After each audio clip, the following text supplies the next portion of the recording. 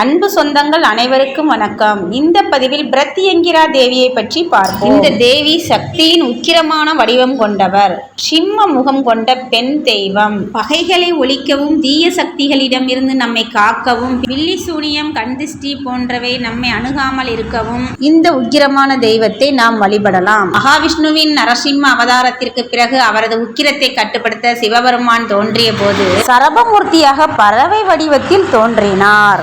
சரபமூர்த்தியுடன் இணைந்த சக்தியாக பிரத்யங்கிரா தேவி உருவானார். அவரே உலகை காக்க நரசிம்மரின் கோபத்தையும் தணித்தார். இந்த தேவி சிம்ம முகம் பெண் உடல் கொண்டவர்.